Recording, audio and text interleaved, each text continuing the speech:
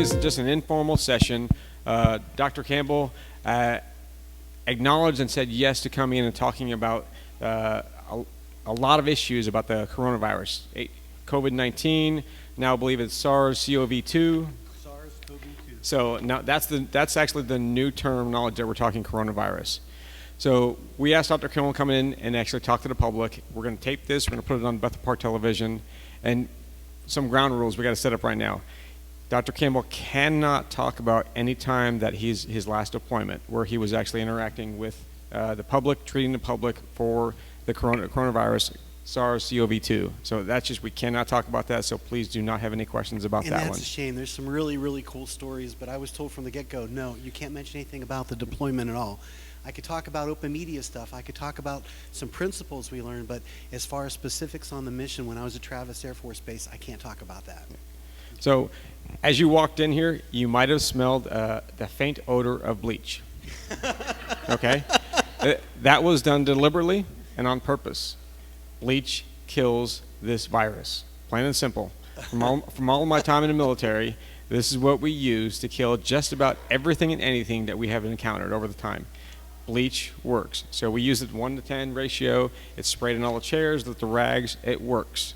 So that and everything else Dr. Campbell's going to talk about will help explain and help all the general public. So for that, turn it right over to Dr. Campbell. All right, good. Thank you. Thank you so much. Let me tell you a little bit about which one's better, this one or this one, before or after, before or after. I like to walk around, so this is going to be really restrictive for me.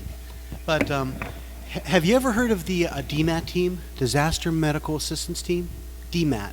It's actually a federal resource. It's almost like, you remember the show MASH? MASH is basically what we are. We're basically a mobile hospital where we can go anywhere in the world. We could set up a hospital in about 2.5 hours. We could treat about 250 people a day. And we have a team here in Pennsylvania, the PA-1 DMAT team. So I was deployed with the PA-1 DMAT team for the coronavirus response. And typically we'll go to hurricanes, we'll go to earthquakes, we'll go to, you name it, any kind of flooding, any kind of natural disasters. I was deployed for the Ebola response. When all the kids came over the border in Nogales, Arizona, I was deployed for that. So we have a lot of different things that we do to support public health. But it's really kind of cool that we could take everything we have, put it in the back of a C-17 or a couple of Black Hawk helicopters. They could fly us anywhere, and we could set up a hospital, a parking lot, in a field, and get it working pretty quick. There's 72 DMAT teams across the country. We've got 4 here in Pennsylvania, 3 that are really, really active. So I've got the privilege of being able to serve on those teams, and I kind of got interested after 9/11. So that's how I got involved with this deployment. And we were deployed, as you heard, to Travis Air Force Base. Our responses were to take care of a lot of the folks that we were repatriating from overseas to bring them back into the United States and to watch them and to quarantine them. And that's about all I could really say about that particular response, but I want to start with a little bit of a historical content.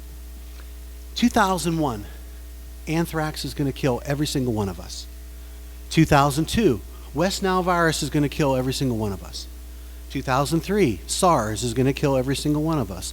2005, bird flu is going to kill us. 2006, E. coli is going to kill us. 2009, swine flu, remember that? It's going to kill us all. Remember 2012, the Mayan calendar? That was going to do us all in. And that's all there was to it. Ebola, 2014, 2015, the diesel measles, remember that? 2016, the Zika virus. And now 2020, the coronavirus. The bottom line is we're still here. The purpose of my talk today is to basically reel us back in. The media is hyping this up so stinking much it's not even funny. Unbelievable. In fact, when I came back, I said, I can't believe this. I can't believe what I'm hearing. And a lot of it was evidence-based or factual-based. The things that we did in Travis was basically to get ahead and follow the guidelines, follow the medical evidence, the literature, what it showed us, and what we could do to protect ourselves, and what we could do to protect our citizens. And we did that. And we did that. We had no illusions that we were going to be able to contain it all together. We knew that from the get-go. We were trying to slow the response. And with that, I just would like to talk a little bit more. So let's talk about this coronavirus. How many of you have had coronavirus before? Every single stinking one of you, put your hands up. It's 20% of the flus that we get and the colds that we get every year. You're on average, you get about 4 to 5 colds a year. one of those, or possibly two of those, are due to coronavirus. And you've been getting it every year since as long as you've been on this planet. It's a coronavirus. Now, most of the time, they cause upper respiratory infections. It's not a big deal. We get cold, we get stuffy nose, we get a little congestion, we might get cough, we might feel malaise and just want to climb in bed and watch Kardashians or play, in on the TV. No, that's fate worse than death. I'd never do that. But sometimes they get a little bit more aggressive, and they can get us a little bit sicker. So there's 200 viruses that will cause colds. Only one of the families are the coronaviruses, but that one family can get us infected over and over a year because there's different variations, there's different strains, there's different species that we haven't developed antibody responses to, and that's why we keep getting colds every year. I was never sicker in my life than when I did my pediatric rotations, because I'm around all these snotty little nosed kids, and I'm just picking up everything that they had, and that's why kids are snotty nosed, because they're picking up everything that they've never had the chance to develop antibodies to. But as we age, we get older, we get exposed to more of these viruses, we develop defenses against them. This particular coronavirus is a little different because it doesn't just give you the upper respiratory stuff. It gets down into your lower respiratory tract for a very small percentage of people. And when that happens, it's not real good. When that happens, it's not good. So let's talk about these viruses. The coronaviruses, if you want to compare it to a lot of other viruses, this thing is a mammoth. It's a behemoth. It's stinking huge compared to the size of a lot of the viruses that give us colds and give us upper respiratory infections. It's a big virus. It's also very different from us too because we're made up of DNA, deoxyribonucleic acid. We have 2 strands of it.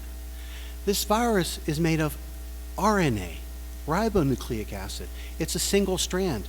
And because of that difference, we could take care of tremendous ways of treating that. We can make antivirals that'll kill RNA that won't necessarily kill DNA, ours. So that's why a lot of these medicines are very specific for the viruses they treat.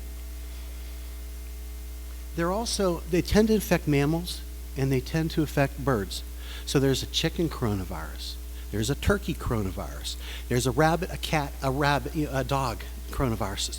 There's bat viruses, coronaviruses. There's even a beluga whale coronavirus.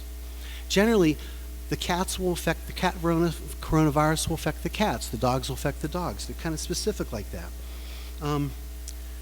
But do you remember like the 1918 flu epidemic when that occurred? In 1918, many of us don't remember that, but we read about it. We read about it, all right? That was an episode of a viral infection getting into the lower respiratory tract. And instead of the cold stuff, they were getting the lower respiratory tract symptoms with it. At that time in 1918, they would get secondary infections. The first infection would go through, the virus go through and strip out your host defenses. And then you would get a secondary infection above and beyond that. In fact, it was a bacterial infection, the second one, the area that people would get. It was most often Haemophilus. In fact, it was so common they called it Haemophilus influenza because it followed the flu. And we still see that today. It's still out there. But in 1918, they did not have antibiotics. Today we do. So if folks develop secondary infections or secondary inflammatory changes in their lungs, we have other ways of treating that. Again, my purpose tonight is I want to instill a lot more confidence and kind of talk people back from the ledge, because there's a lot of things different now than we couldn't do 5, 10, 15, 100 years ago. Much, much different. Now let's talk about the virus a little bit more too. We have seen it before when it's gotten into the lower respiratory tract. 2003 was the SARS epidemic. Sudden acute respiratory syndrome. Guess where it started? Southeast Asia, South Central Asia. All right?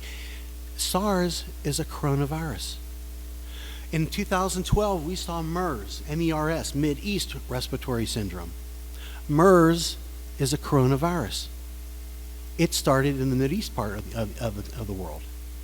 Now, something curious kind of happened after the springtime. These seemed to peter out. They didn't go on. That's why we're not all dead. We survived it. And there's a lot of reasons for that. We'll talk about that in a little bit more. But it's interesting. If you look at this, you ever wonder why they call it coronavirus in the first place? Corona, hay personas aquí que hablan español? Anybody here speak Spanish?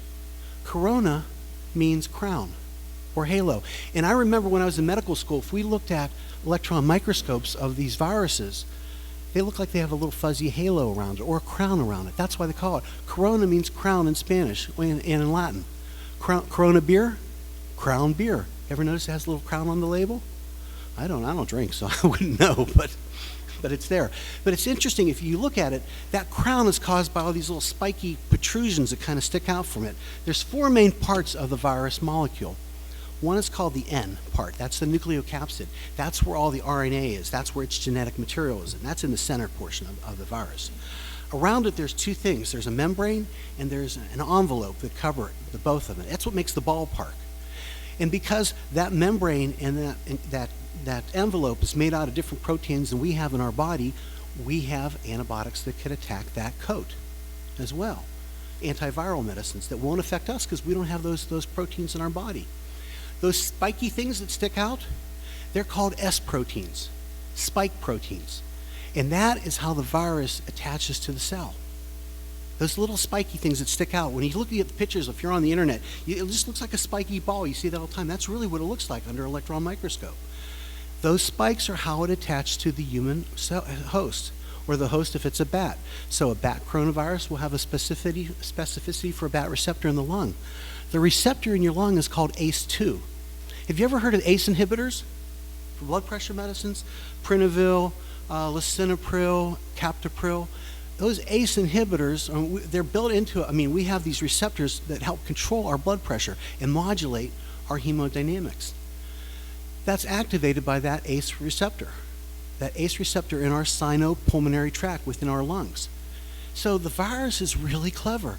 It uses that receptor as a back door to get inside of our cells, and that's how we get infected with it. So that's another target for us. Is there something we could do to block that receptor so the virus can't get into us in the first place? That's being looked at as well. And then why don't we go ahead and design vaccines that we could be able to attack the virus with? That's being looked at really aggressively right now as well. So there's a lot of cool things that are going place. We're not just sitting idle, just sitting on our thumbs and let this happen to us. So I talked about the sneaky back door. All right, the unique characteristics of the virus are really what makes it difficult for us to treat in so many ways, because it changes.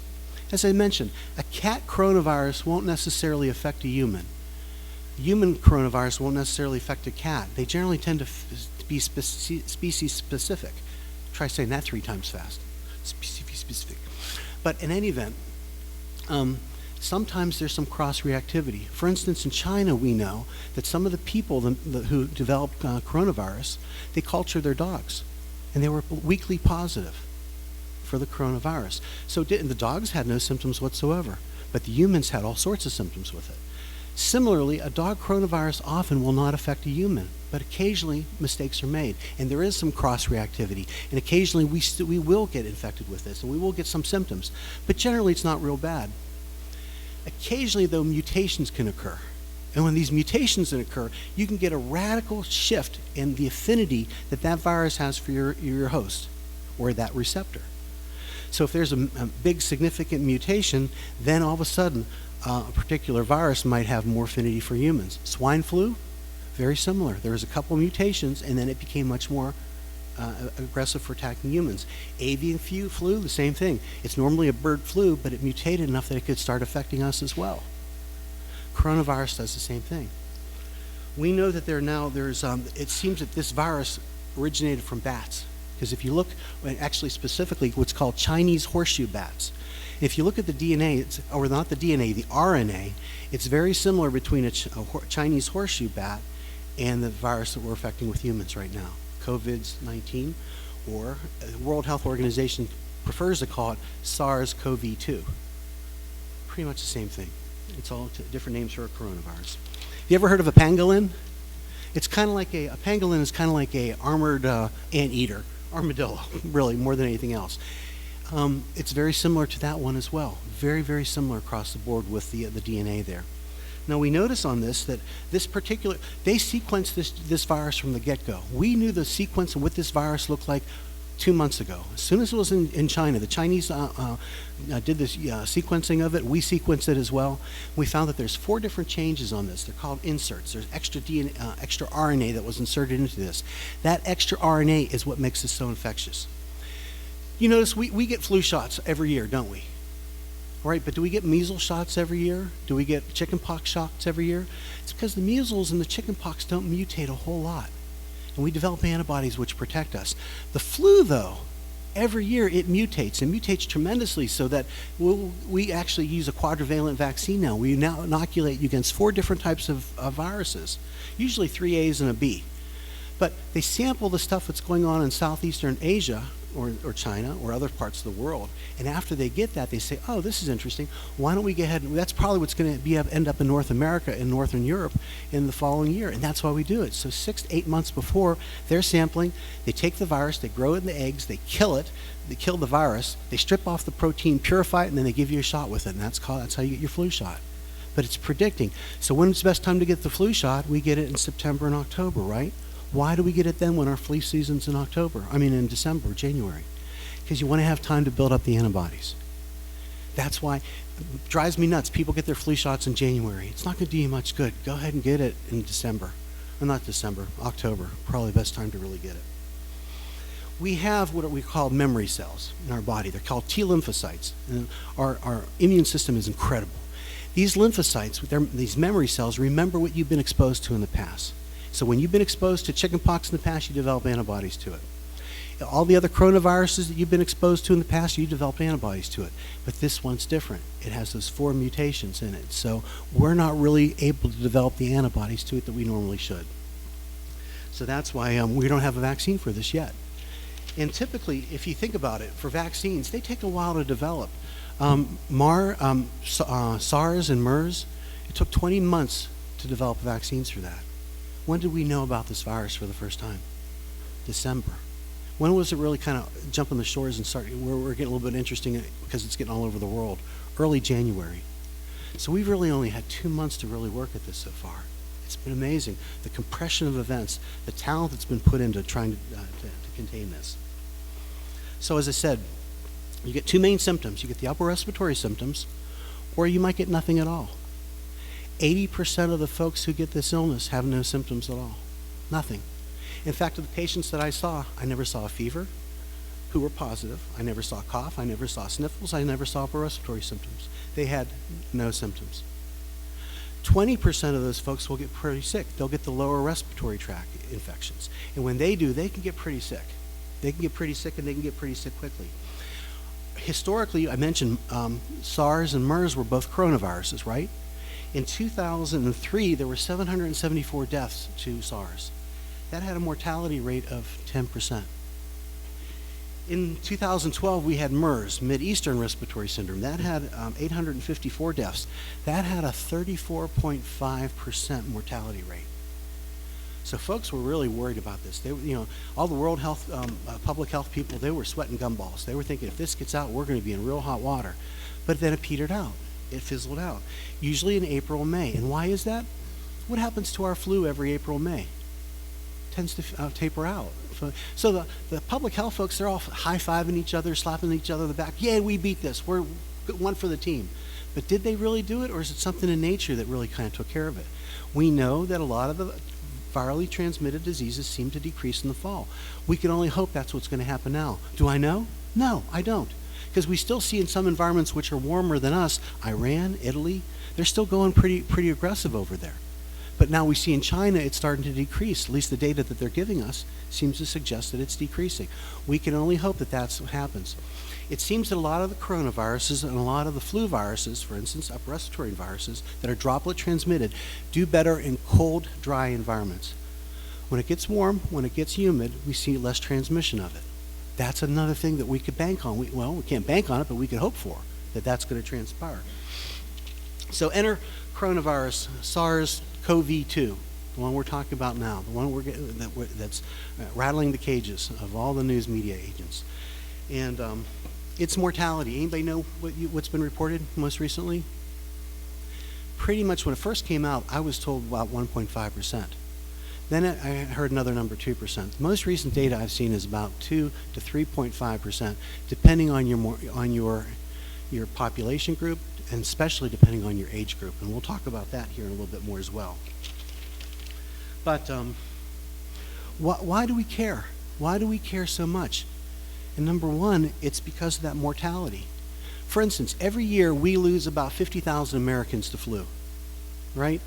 This year, I think I read, I think when I was on the CDC site last, I thought it was a little closer to 60,000 this year. 40, 50, 60,000. So if you have 100 million Americans get infected with flu, we'll lose 50,000 a year. That's a mortality rate of about 0.05% of 1%. 0.05% is the mortality for flu. Coronavirus, if we have another 100 million people, Americans who get coronavirus, take all call players across the board, and if we have a 2 to 3.5% mortality rate, that's 2 to 3.5 million Americans. Now look at that, 100 million people for both, 50,000 versus 2 to 3.5 million. That's what's getting everybody rattled. They worry about those kind of changes. You know, and understandably, Sue, I've got healthy respect for this illness, believe you me, but that's worst case scenario. That is really what appears to be the worst case scenario. So you can see it has the potential to be huge. The second biggest factor is its infectivity. Now, epidemiologists, they use a figure called R0, R0, about how infectious a particular agent is. For instance, if something has an R0 of 1, that means one person will transmit to one thing. That disease can self-propagate. It can keep going. Flu has an R0 of 1.3. So for every one person that gets flu, influenza, 1.3 other people are going to get influenza, and that's how it's propagated. Anybody know what the R0 is for coronavirus? There's a range. Again, it depends on the population. Yeah, I was kind of really worried about that as well. It's been reported 1.4 to 3.9. I have heard as high as 5, close to your 6. It's actually, most people are telling 2.3. But this is still significant. That means if one person gets coronavirus, on average, 2.3 people can get coronavirus, the particular one. So you could see the mortality raises our bar a little bit. The infectivity raises the bar a little bit. But to give you a comparison, this is droplet transmitted. If you have something that's aerosolized, like measles, guess what the R0 is for measles? 12 to 18 for people who are uninoculated or have not been exposed. So one person who has measles could potentially transmit to 12 to 18 other people who have not had measles. That's an aerosolized transmission. Big, big difference. This is droplet transmission. All right. So, I mentioned before, will all these people who get exposed to this virus, will they get sick? I just answered that. No. 80% may have minor or no symptoms at all. Minor or no symptoms at all. 20% will have moderate to moderately severe symptoms. As I said, 2 to 3% of those can get really sick to the point where they get the lower respiratory infection, and they could possibly die from that. Now, thankfully, we have not seen the secondary infections like the Haemophilus influenza I mentioned with Spanish flu. Favorably, these seem to be people who just get primarily the lower respiratory tract infections. Does anybody know how the incubation time is for this? What do you think? 14, you hear this a lot. Why? That's the quarantine number that we're using, and that's spot on. The incubation period runs from 2 to 14 days. That means there have been people exposed to it within 2 days will develop symptoms. They have never seen anybody beyond 14 days who have been exposed to the virus convert and develop symptoms. So that's the magic window, 2 to 14. The average, 5.4. 5.4 days from when a person's exposed to when they start getting it. But do you see where the 14-day quarantine comes from? So if a person's been exposed, they don't develop any symptoms within 14 days, and they say we swab them and their PCRs are negative for all their testing, they're not going to transmit the virus. They're not going, and that's the criteria that the CDC has established. That's why we use, again, 14 days. So what are the symptoms you do get? For the upper respiratory stuff, you expect things like sniffles and nasal congestion, postnasal drip.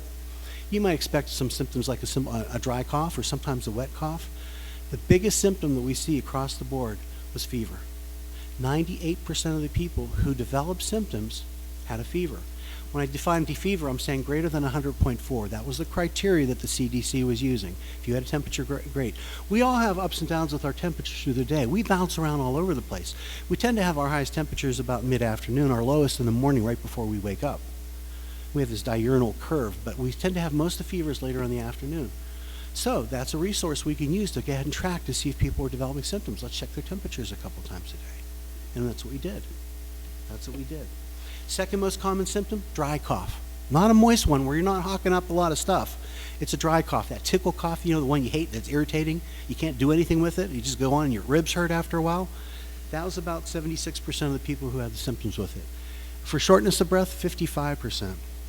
Diminishingly small numbers for the other stuff, the moist cough, the nasal congestion, the stuffiness. Sore throat, trivial. Rash, almost non-existent. Most of the stuff was more of the fever, the shortness of breath, and the cough. And that's part of the reason why in the interim guidelines, the CDC, we're using that as diagnostic criteria, because that's where the money was. They asked Jesse James, why do you rob banks, Jesse? That's where the money is. So those are the same with the symptoms for here too. All right. So why do people die? Why do people die with this? What's wrong with those 2 to 3% that get the lower respiratory infection? And we do know this. We've been able to study it. We got a lot of good data actually pulled it from China. China was opened up a lot with some of the medical information, even with the CAT scan findings that we see. They die from an overexuberant response, immune response. Now think about this. When you sprain your ankle, what happens? It swells, right? That's a physiologic Band-Aid. It's basically your body's mean of immobilizing that area so it has a chance to heal. The same thing happens when you have an infection. All right, tonsillitis. You hear that itis on the end? Tonsillitis. It means inflammation. Cholecystitis, your gallbladder. Appendicitis. Colitis.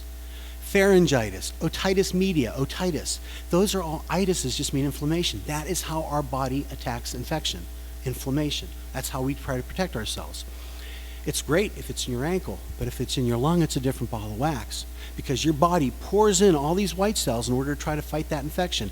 Your body pours in all these leukotrienes, these chemicals that your white cells talk to each other, and all these inflammatory mediators, these cytokines, and they flood your alveoli, your air sacs. When you do that, guess what happens? You can't gas exchange very well. We can't blow off the carbon dioxide. We can't get oxygen in very well. So it's being looked at, okay, what can we do in these folks who have these exuberant responses? What can we do to tamp down a little bit that inflammatory response to buy them time, to give them a chance to heal, to give them a chance to fight these infections? Again, that's another thing that's being looked at very aggressively. So who gets sick? We knew it was the very, very young. We knew it was the very, very old.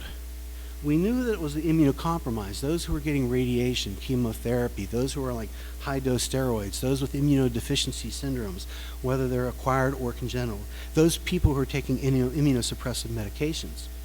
But especially it was in the elderly. And as you get older, we know that your immune system declines to some degree. So it was found that folks who had comorbid conditions, other medical conditions, they're the ones that seem to run into problem if you're elderly. I've got 90-year-old patients who could outwork me at Planet Fitness when I'm working out in the gym like nobody's business.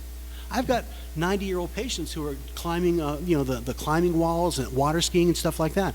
I've got 40-year-olds who can't do much of anything. Sit down and they're watching Kardashians, God forbid.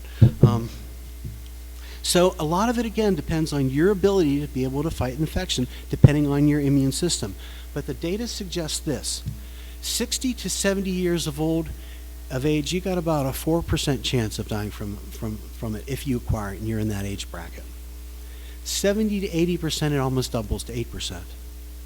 80 or older, it's about 15%. I've seen some figures as low as 10, but I've seen 15. It almost doubles for every decade across the board. But again, that's principally with those folks who are immunocompromised and those who have comorbid conditions. Now, what are these comorbid conditions? I would have thought intuitively, well, if you have underlying COPD in the lungs, if you have asthma, I would think those would be the folks who would be the biggest risk. It was actually heart disease.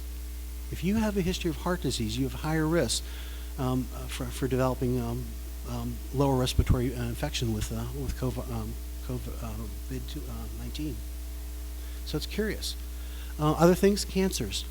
Diabetics have a higher chance of it.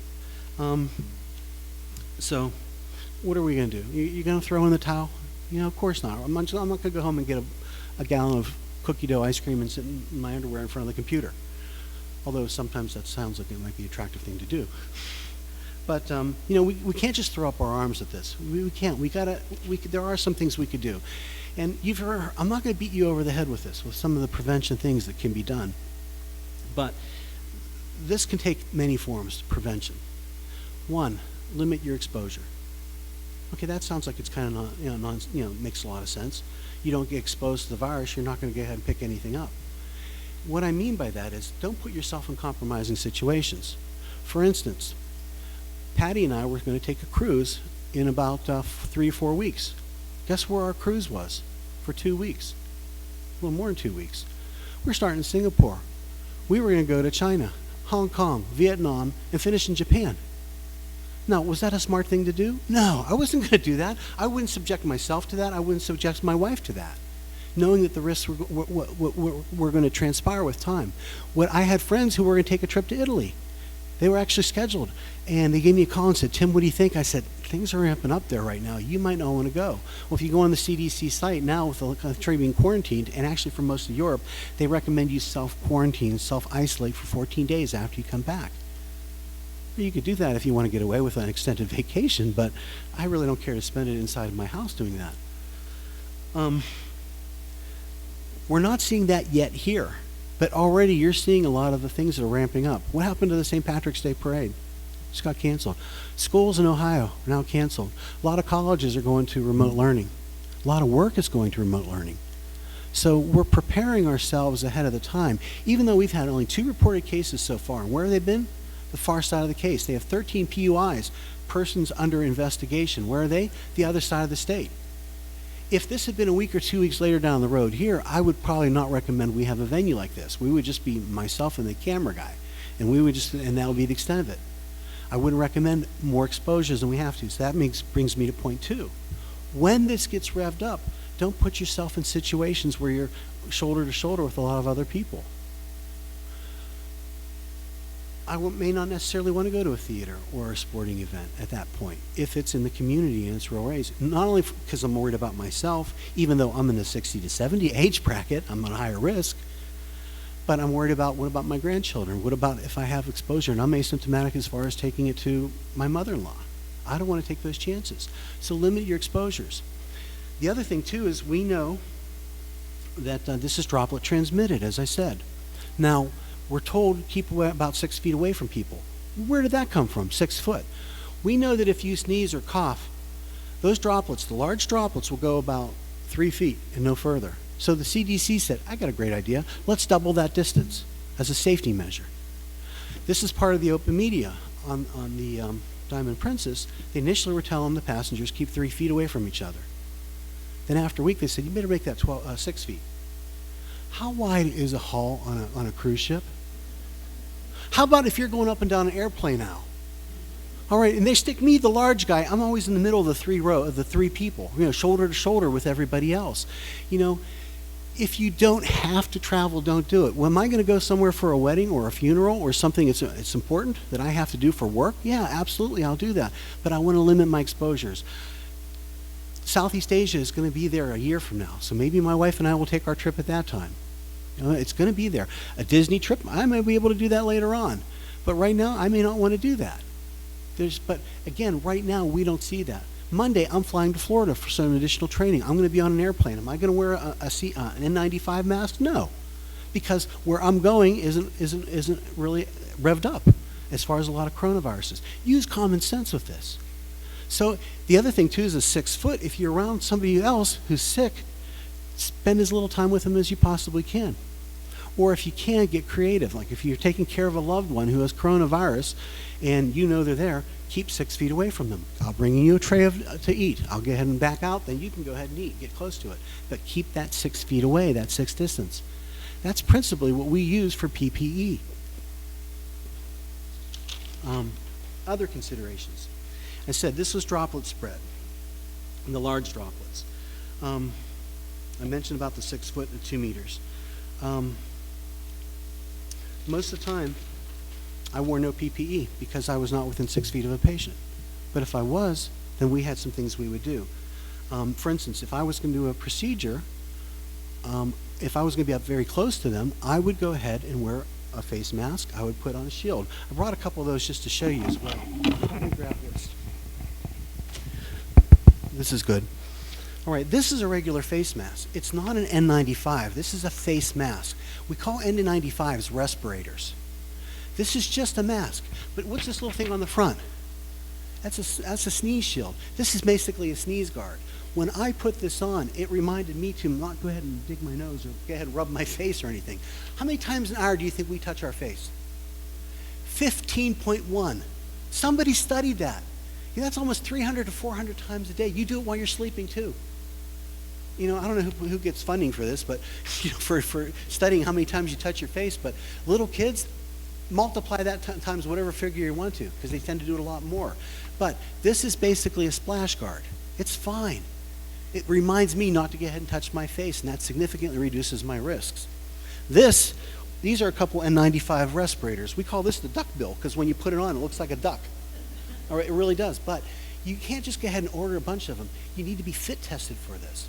So usually on any deployment I go on my DMAT team, we're always fit tested before we go on to make sure that this mask is good for you to be able to use, to protect you. It seals around your mouth so the droplets can't get on the inside. This is another version of an N95. You see these ones that people have with the respirators on the bottom? You don't need that. You need something that's going to seal tight on your face. That's it. That's it. Then you cinch the little metal band down.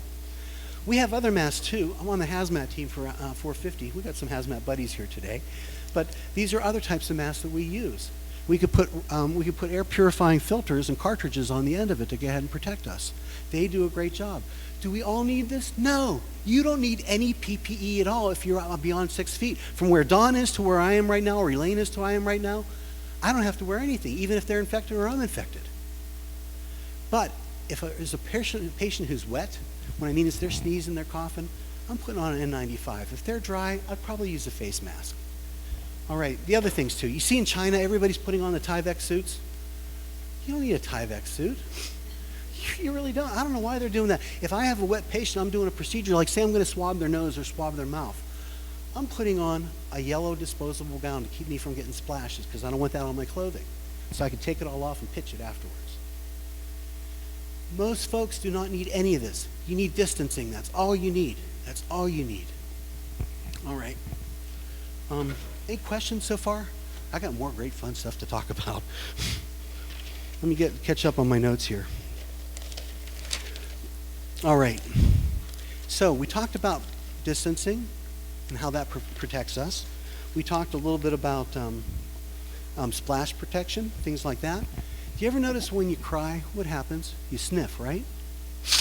What happens when you sniff? The fluid from your eye goes down your nasolacrimal ducting into your nose. That's why we sniff when we cry. The splash guard is just to keep this from getting into our eyes as well as into our nose. You want to cover your nose, you want to cover your mouth if we have a wet patient, but I also want to protect my eyes. And that's what the purpose of the eyewear is. And we have different types of eyewear too. We've got goggles that'll seal around your face pretty tightly. Again, you don't even need any of this. And the trouble is like a lot of healthcare professionals don't have any access to this because everybody decided to go ahead and buy 200 rolls of toilet paper at Aldi's, and they're cleaning off the shelves. You don't need to do that. All right, couple things too. How about disinfections? Disinfecting surfaces. Clorox wipes were gone weeks ago, right? It's not just Clorox. Clorox is wonderful, as we heard from Lawrence Christian, our borough manager, our municipal manager. You had this faint odor of Clorox when you came in this room. That's because a 0.1% solution of Clorox will kill this virus. It'll kill it fairly quickly as soon as it dries. When you buy Clorox by the gallon jugs or the quart jugs, that's typically 8.5 to 10%. So you could dilute it. If you have a 10% solution, you could dilute it 100 to 1 and then have enough of that solution to go ahead and make it. You don't have to buy the wipes. Get a roll of Bounty and then go ahead and make your own dilution. Then you can clean your surfaces that way. It doesn't have to be Clorox. Peroxide works just as well against this particular coronavirus. Peroxide, when you buy it, it's H2O2. It's typically 3 to 5%. If you dilute that to a 0.3% solution, so say you have 3% peroxide, you dilute it 1 to 10, you can use peroxide to get and clean your surfaces. It works just as well as Clorox.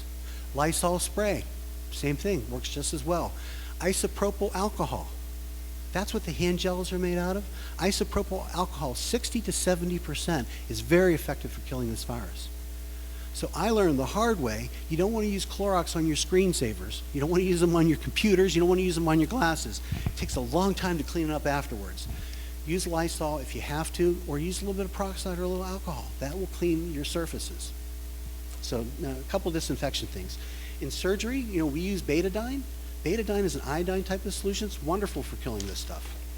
So wipe down your surfaces, the countertops, your cell phones, your tablets, your computer keyboards, the push pads on the doors, the push panels, the door handles. Wipe them all down. We don't even think about things like the remote on your television. You want to go ahead and certainly clean that. I'm not saying every 5 minutes. We don't have to be neurotic about this, but maybe once, twice a day. It will significantly reduce the burden. We don't know exactly how much of this is droplet spread and how much of it you pick up from a surface.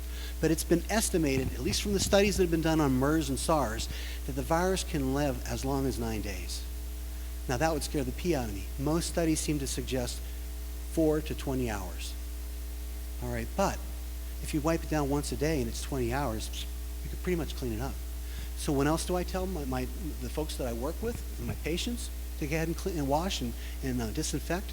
Again, twice a day, but if you sneeze, if you laugh, if you cough, if you're going to the bathroom, if you're going to go out and eat, you want to wash your hands before and afterwards. And let's talk more about hand hygiene. What do you want to clean your hands with? Soap and water, if you have visible dirt and grime on your hand, is superior to the gels. If you have visible soiling, how much do you want to wash your hands? How long? 20 seconds. You're awesome. You're awesome. How long is 20 seconds? A, B, C, D, E, F, G. Go through the alphabet song, all right? Or else sing Happy Birthday twice. That'll work also. Either of those are great for doing that. But again, it significantly reduces the bacterial burden. Do I use the gel? Yeah, absolutely. Why? It's quick. 15 seconds or even less. I can go ahead and just give myself a squirt, clean myself up, let it dry. Okay, we're good. Next. You don't have to buy gel at the store. You don't even have to buy antibacterial soap. This is not a bacteria. This is a virus. 20 seconds of the cheapest soap you can get your hands on seems to work pretty good. I wouldn't recommend Fels Napa. That always took the hide off my hand like nobody's business. All right. So hand hygiene, we talked about that. We talked about cleaning the surfaces. Oh, I almost stepped on those. That would have been bad. All right, thank you. Soap and water in the hand gels. But again, if you have visible dirt, washing with soap and water. You don't even need a special one. A good 20 seconds, that does best. So again, wash before eating, before drinking, before going to the bathroom, before going out, before coming home, before you're meeting people, before returning to your workstation. Am I doing this yet? No. Why? It's not here yet. When we see it start to ramp up, then I'm going to change more of my behaviors. But that's huge. We're going to have to have our behaviors change to some degree. As I said also, the mask, all they really do for most of us is remind us not to go ahead, at least the regular masks, not the N95s, they remind us not to go ahead and touch your face. Because 15.1 times on average, we will touch our face. So limit what you do. Limit your exposure. And that was really what I was trying to push with that. And you hear about this on the news. I'm not giving you guys any radical new information. What else can you do? What else can you do? You could bolster your immune system. All right, what do you think is the best thing you could do to improve your immunity? What do you think? Vitamin C? Okay, what else do we hear? Believe it or not, sleep. Sleep will do more good for your immune system than any other medicine I can give you, poison I can give you, supplement I can give you. Sleep is number one. And we don't get as much sleep as we should. I actually attended a conference about 8 years ago to hear a guru speak, one of the world leaders on sleep. And I walked away with a lot of changes in my behavior. And here's what I learned. For every decade we age, we require probably about 20 minutes less of sleep. You probably require most sleep when you're a young kid, a young baby, and teenagers require a lot. But after 20, 30, our sleep decreases significantly with time. So a lot of my 90-year-old, my 100-year-old patients, they might be getting by on 4 or 5 hours of sleep a night, and that's okay for them. But for most of us, though, we don't even get the sleep that's required of us. The 8 hours a night, that's fallacy. There's no studies that show that you need 8 hours of sleep. It's variable from person to person. It's variable by your age. But what I learned was a couple things. We want to improve our sleep integrity as much as we possibly can. And how can you do that? One, don't get in a lot of bright lights right before you go to bed. Bright lights are stimulating. On my phone, I have, which I gave to Patty, on my phone, I have a blue filter. Blue light in particular is very stimulating for us. So at 8:30 every night, my blue filter goes on. It kicks off at 5 in the morning when I get up. And then by doing that, it's less stimulating for me. I'm able to sleep a little bit better. So don't park yourself in front of the television, then pop into bed. Don't get on the computer, then pop into the bed. Another thing that I bought is I got a rheostat on the lights above my bed. I usually do my journal reading before I go to bed at night. Nothing will put you to sleep faster, but I reach up and I just hit a rheostat and I just turn down the dimmer and make it a little bit darker, and after about 5-10 minutes, my eyes are crossed. I'm out. Another thing you might want to suggest too to improve your sleep, get a little white noise. On my app, there's a phone called Bedtime Fan. Every night, I'll put that on, or else I have a fan and air purifier alongside my bed. I'll put it on a little bit of white noise just so I'm not listening to the dog barking up and down the street or the cars going up and down the street, so I'm not distracted by that. Improve your sleep. Some supplements, like magnesium, may help. Melatonin, if I'm traveling, I may take melatonin if I'm skipping a lot of time zones to help. But keep your room a little cooler. Get a little bit of air movement, a fan in the room. Make your room as dark as you possibly can. If I have to go up to the bathroom at night, I have to do it by Braille. I have my room that dark because I will sleep that much better with it when I do it. So I made all these changes. I never slept better in my life. Never slept better in my life. And I did it without medication. All right, here's a little question for you. Ambien, how did it get its name? You know the medicine Ambien for sleep? AM means what? What does bien mean in Spanish? Good. Well, good morning. That's like, I wish I could have named medicine. That would have been a lot of fun. All right, so that's the sleep. It's that important. Exercise is also very, very important in bolstering your immune system. Lawrence Christian, how much do you run every day? I'm usually, when I'm not traveling, I'm usually at the gym. I'll work out for an hour. All right, every single day. There's no data that says that you have to do that every day. But if you exercise 3 times a week and get your heart rate to about 75% of your maximum predicted heart rate, to take 220 minus your age, multiply times 0.75. So for me, I'm 60. 3/4 of that is 120. All right? No, that's right. Yeah, 3/4 of that would be 120. 220 minus 60 is 160. 160, 120 would be my training heart rate. 3/4 of that. That's what I train at. That's what I try to get my heart rate. If you do that 3 times a week for your immune system, it's as good as if you exercised every day, 3 times a week. So just a little formula. People don't talk about this, but the exercise physiologists, they've known this data for years. For years and years and years. What else can you do? Food. Food is medicine. Eat nutritious foods. Fresh fruits and vegetables are loaded with vitamins and minerals. That bolsters our immune system.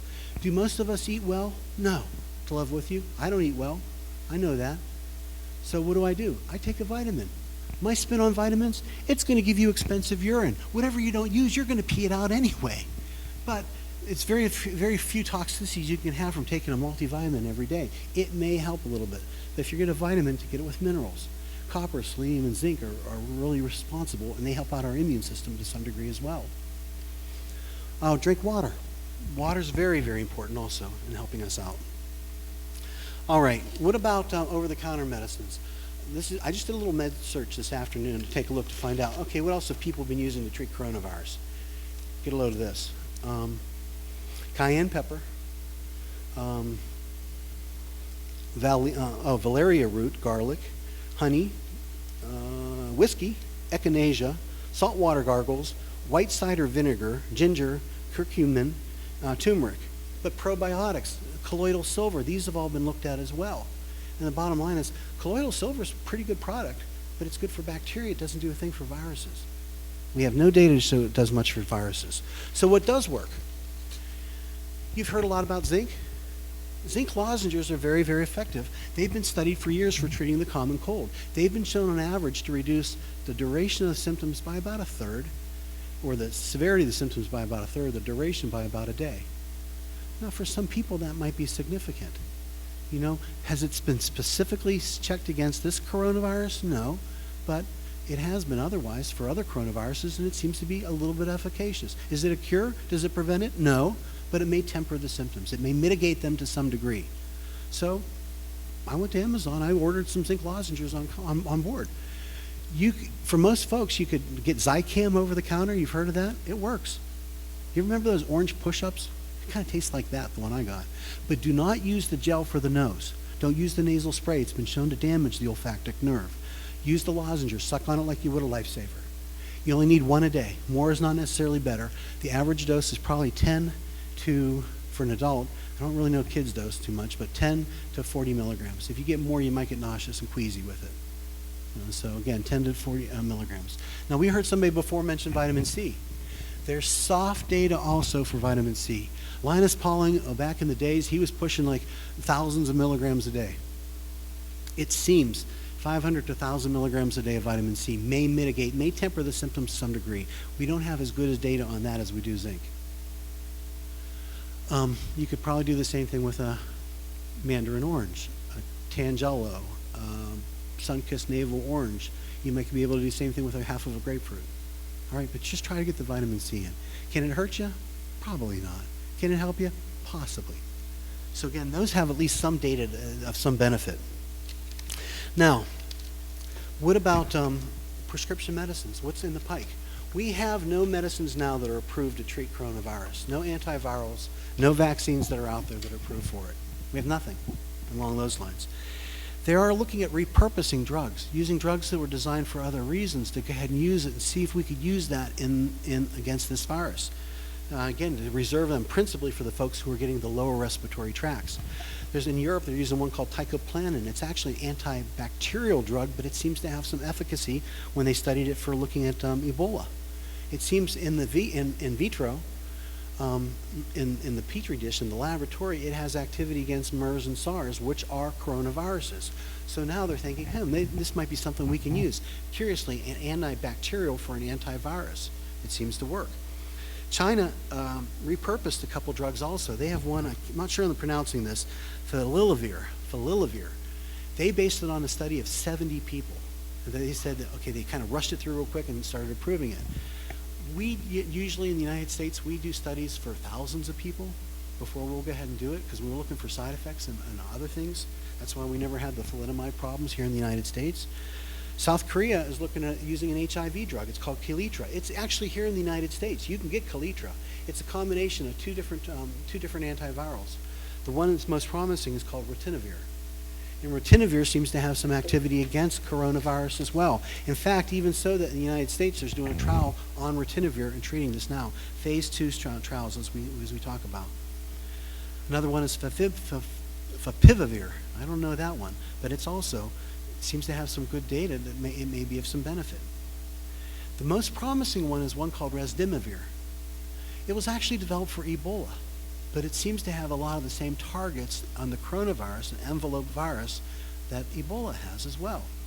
So it actually looks pretty decent. And curiously, some of the studies show they're combining it with hydroxychloroquine, which is an anti-malaria drug. And who knows, but again, these are in phase 2 trials. It looks promising.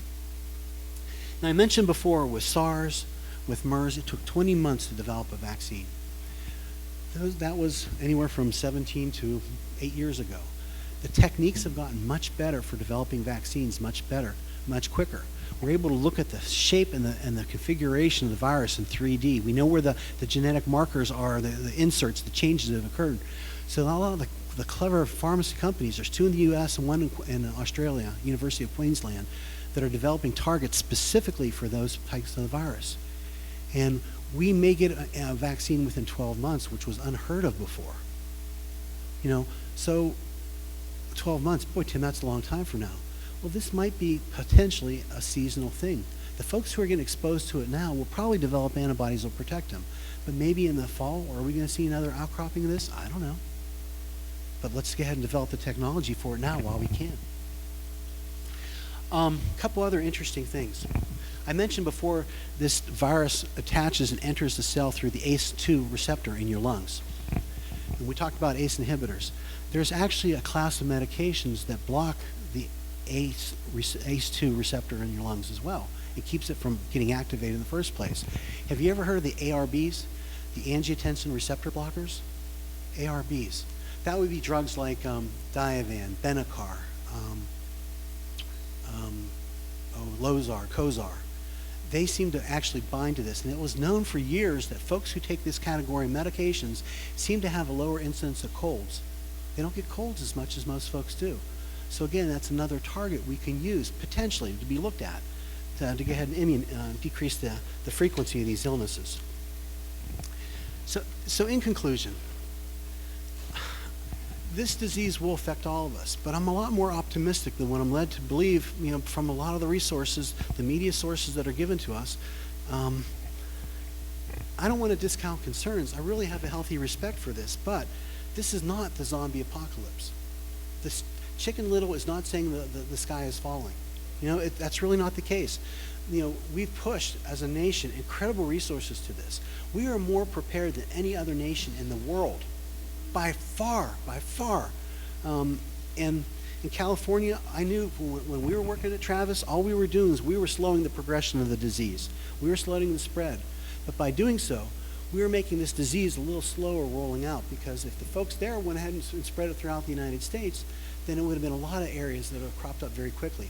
I'd rather have a slow-moving crisis than a fast-moving one any day, because then we have more capabilities of treating it. It also bought us time to develop more vaccines, bought us time to go ahead and develop more antivirals, bought us the time to look at other means of treating this, get better and more creative ways of going ahead and treating the illness, to go ahead and harden our resources, our public health departments, and educate, like we're doing here tonight, to educate folks to prepare them a little bit more.